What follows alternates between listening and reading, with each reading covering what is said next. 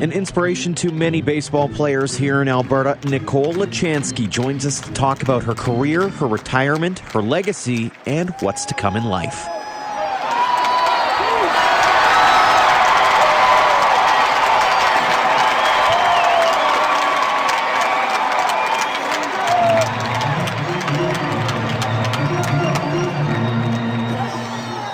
She is one of Canada's most decorated women's baseball players of all time.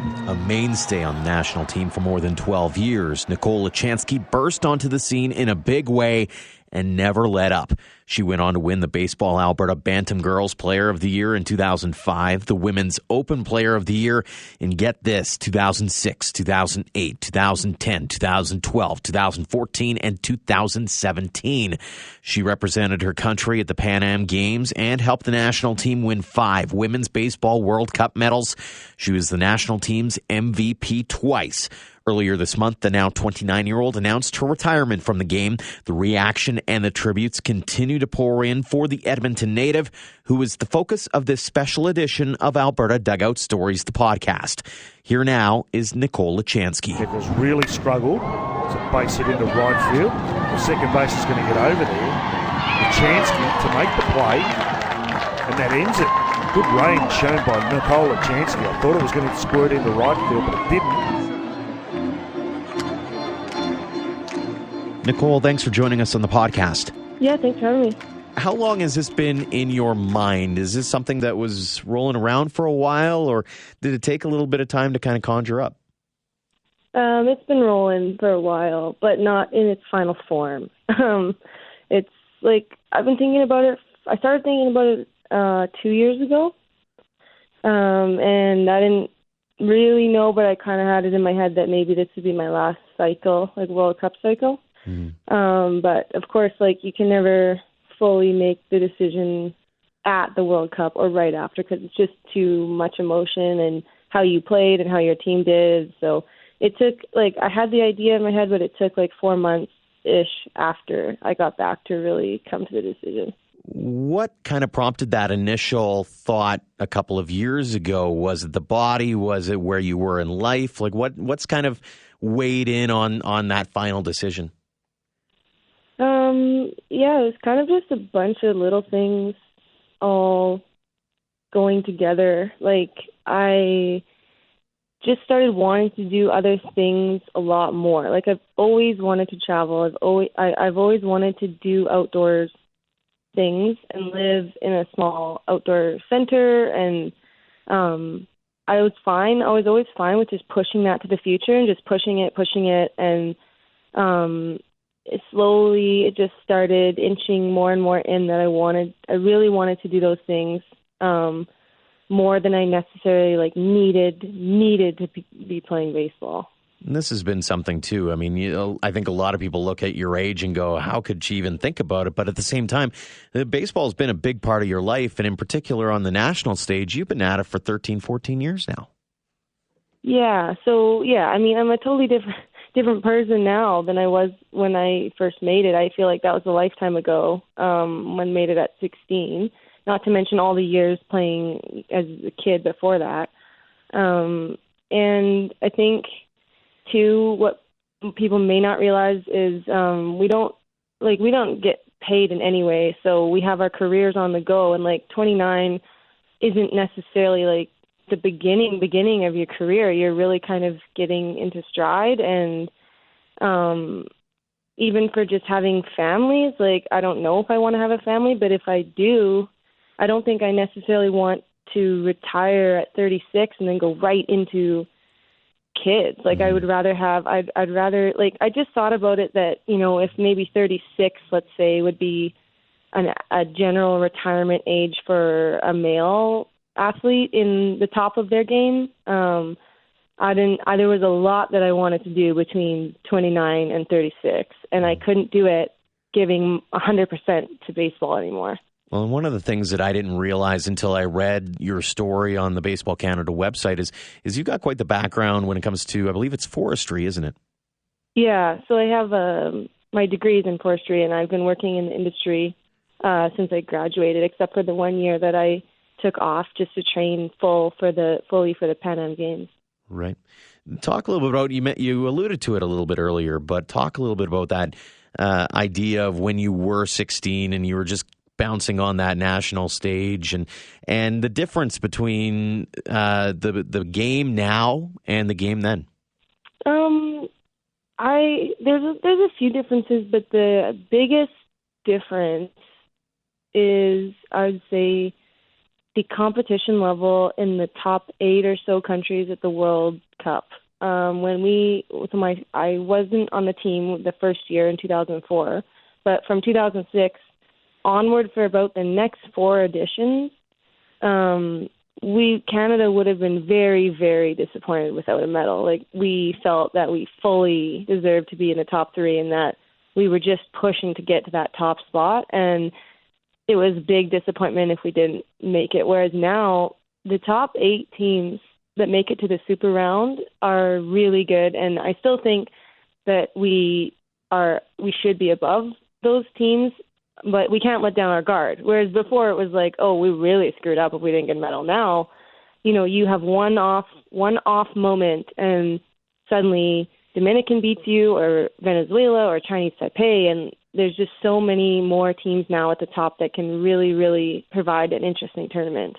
What is it that has allowed for that growth to happen and that the field to be balanced a little bit more? Is it just the fact that the tournament has grown and it has become more of an international game that way? Or what's really kind of changed it for that aspect of it? That's a really good question. I don't really know the full answer. I think we needed some time.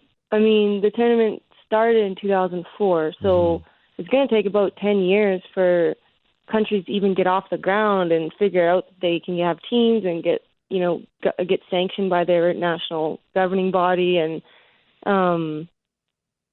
South America has really come into play. So at those first tournaments, it was Cuba, basically.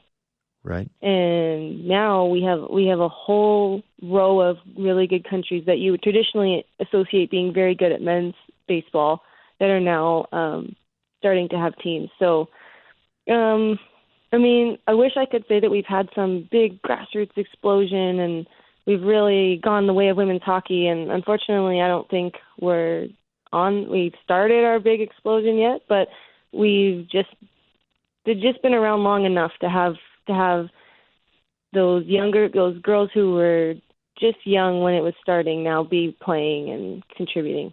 How has the game evolved here in Canada, or has it? We have a U21 women's nationals now, which we didn't have when I started. We consistently have 6+ teams at the women's national championships, whereas before sometimes there was as few as 4 teams. When I started, we only ever had a team from Alberta, and we just took every Western player on our roster. And now BC has a really strong program. Bantam Nationals, there was a team from every province last year, which was a huge milestone because it was really tough for us to get one from each maritime province actually creating a team. And recently, like, the big thing I think has been, have you ever heard of Toronto Girls Baseball? Mm-hmm. So they've now expanded and they now rebranded as Canadian Girls Baseball, and they have leagues in Manitoba, PEI, and Nova Scotia. So they're making their way across the country, and I think that will be actually the next huge thing because you won't see it for 10 years, but the girls who are 6 now that are actually playing in that league will make a big difference. I assume that's probably maybe one of the things that you hope gets to be the growth aspect here in Alberta. And I was wondering, you've seen the game change here in Alberta. How has it, in your eyes, over the last 16, 17, 18 years? Well, first of all, there's more little teams sprinkled around. So there's an all-girls mosquito team in Leduc, and there's an all-girls peewee team in this community. And we still haven't graduated to the full league situation, but it was very rare 15 years ago to see a team of all girls playing in a league, and now they've corralled those ones that were sprinkled around and put them on teams and been able to keep them involved. And the other thing, and maybe because of that, more of the elite girls are staying in baseball into the bent and midget and open levels. So instead of, we still don't have very many proportionately playing in midget, but the top, the ones that I saw that were good, younger, they didn't switch over to softball or just give up baseball and focus on basketball or hockey or whatever. They're really making that push to keep going. Wanted to focus on a little bit of your personal story as well here. And when you look back on the last number of years, especially with Baseball Canada over the last 16, but even beyond that, what sticks out as maybe the best memory you're taking away? An individual memory, it's hard. I just have a good feeling about the whole time, but I think I said in that Baseball Canada story, honestly, one of the best, I'll never forget it, was when I just first got my name called. They do it on the website now. They announce the team, but back in the day, they used to just hand out the medals, and then they would just go on the field and announce names one by one. And I never thought about anything else for so long, just trying to make that team. And just to hear your name, and that's sort of what I thought about when I made this retirement decision as well, that was all I thought about. I just couldn't, when I was 16, I couldn't wait for Christmas to just be over, because it meant that it was the new year and it was baseball season year, and the days were getting longer, and I just don't think that way anymore. I love baseball, but I have so many other things in my life and interests and ventures and things I want to do, and so I just really want to leave baseball at the highest level and all this effort I put in, and just leave it that way, and then move on and be able to put 100% into other things. One of the things that I've noticed is, especially in talking to different ladies from here in Alberta, whether it was Madison Willen or Kelsey Lawler,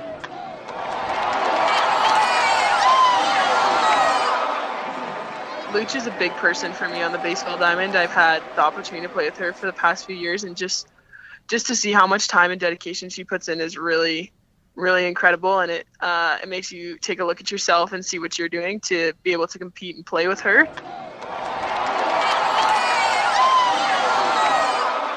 There's been a few that have singled you out as being an inspiration. What does it mean to you to hear those kinds of words, to hear the kinds of tributes that you get from your fellow teammates from here in Alberta and even across the country? Oh, man, it blew me away. I was emotional. I just didn't really think. I just didn't think I would hear that, because we're teammates. I always saw us as equals, and I just always surprised me when I heard those things. And it was really, really rewarding to know that just in any way I had an impact on them. And it hasn't always been easy. It hasn't been some sort of crazy sob story either, but it hasn't been easy. Our midget team, we don't have a centralized coach, and we practice, we just scrap some field together, whatever field. Sometimes it's a frickin' soccer field. We don't even have our own team balls. Sometimes we're just scrounging balls, and they're all covered in mud because we can get new ones. And it's I'm just happy to know that they know that they don't need all those fancy things, and they'll find a way. Without me, they'll know that we did it before, so we can do it again. And I want their program to grow and them to have better facilities and resources, but just sort of that old school thinking of we'll do anything and it doesn't matter, we'll make it happen. It's one of those things. When I saw one of the tweets that went out in response to one of the comments we made, was I remember, and it was something along the lines of just how gritty you were playing the game, and even the outsiders or those who were fans or those who were organizers were giving you the kudos as well. What has that meant to you, to just see that side of it, where it wasn't just teammates but even outsiders looking at it and going and appreciating the effort that you put in? Yeah, it was crazy. I did not expect it. We're not famous, so it really just blows you away when you realize that people have been watching and noticing, and you didn't think they were. And I'm old. I've been around for a long time. There's like generations of people. I mean, I guess, 29 doesn't seem that old in men's athletics, but in women's it's just, especially unpaid women's. I had messages just from people, and it was just really rewarding to just even people from different generations of my career. Like these girls that are awesome now, they're young. They're like from the last third of my career, and I had, messages from people that I played with in high school and things, and it was just really fun to look back on, and not just played with, but like you said, the organizers and especially Baseball Alberta, even because as much as Baseball Canada obviously is really, really important to me, Baseball Alberta just holds a special place in my heart because they were there for me before Baseball Canada even knew who I was. Mm-hmm. When I was in Bantam my first year with the Bantam girls team, and they've been there the whole time supporting our team and trying to get girls and giving money towards it and buying, new uniforms and everything they could for us, and just feels really good to be able to represent them. What was the conversation like in talking to those closest to you, whether it was parents or, the best friends, that kind of thing? What was that conversation like ahead of the announcement? Nobody was that surprised. I don't know if I let it on somehow subconsciously. I told my best friend over the phone, and she's from forestry and did a sort of a similar thing a couple years ago where she quit her job with the city of Edmonton and moved with her husband out to Hornby Island, and didn't have necessarily a job set up, but she just really, they've always wanted to be out there, and they have kind of an arborist background. So she said when she did that, she had a few non-supporters in her life, and unfortunately they were sort of close. So she said, I fully support you, and I think it's great, and I just want you to be ready in case there are some people who don't support, because it may happen. But I haven't really experienced that at all. Almost everyone has said, oh, it's a really sad day, and I wish it didn't have to be this way, but I fully understand why, and totally wish you the best, and you've had a great career, and you should be able to just go and enjoy your next adventure. I haven't had anyone really that was super shocked. I guess I just sort of let it on somehow. So when you look ahead, I guess, in a sense, is there a Nicole Luchanski still in baseball in the future? I look at Baseball Alberta, and they're talking about it launching in early 2019 as Alberta Girls Baseball, and I know there's been coordinator positions created for that. Do you see yourself turning into someone who can mentor down the line, or do you want to take a bit of a break from the game before you make that decision? Definitely want to take a break. I just gave so much to it and put so much of my mental energy every day into it. I really need a break. I'm excited. My plans are to go traveling with my boyfriend for 2 months in Europe, and I've actually resigned from my job, so I won't be going back after. And our plans aren't to live in Edmonton. We're not looking to really settle down in Edmonton. So I want to be out west, and the forest industry in Alberta is mostly north of Edmonton, so there's opportunities in Hinton, and after that it's pretty much BC. So I don't I would love to live in Hinton, but I don't know if I'll be in Alberta. So I definitely need that time to do those adventures and end up finding a place to live and sort of settling in. And I think once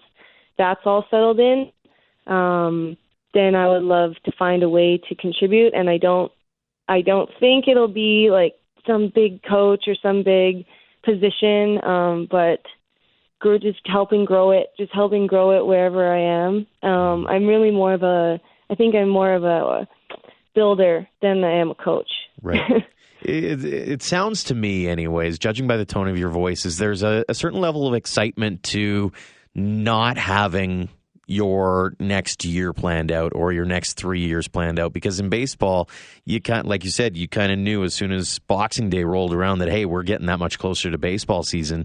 It sounds to me like you're really excited about the opportunity to maybe not know what's in the future for a little bit. Oh, yeah. I just have been on the straight and narrow since I was 15, and I don't regret a second of it, and I'm super glad I did it.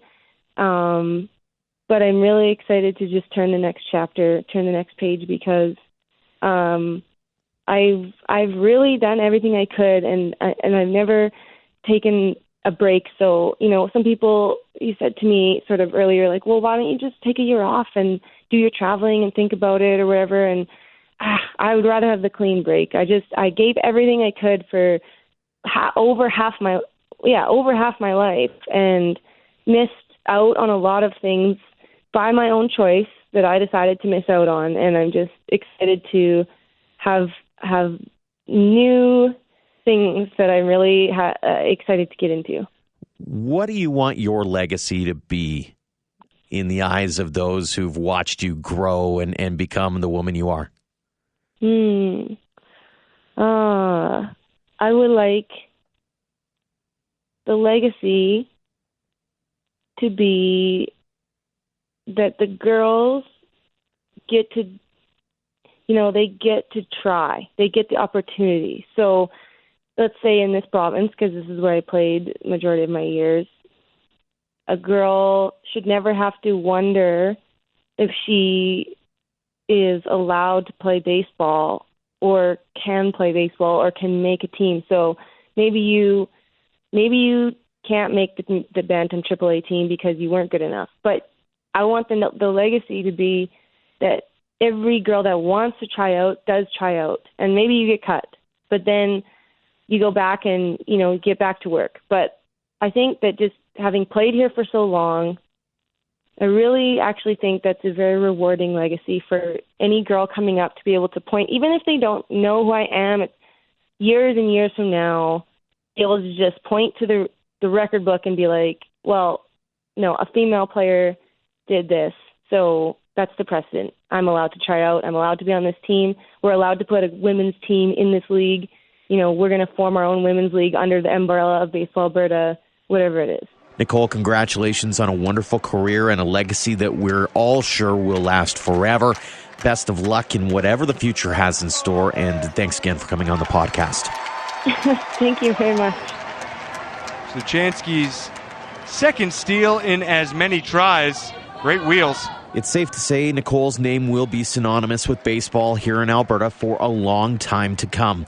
That will do it for this special edition of the podcast. If you haven't already, make sure to leave us a rating and a review wherever you're downloading the podcast, as those added pieces will help us get some more exposure.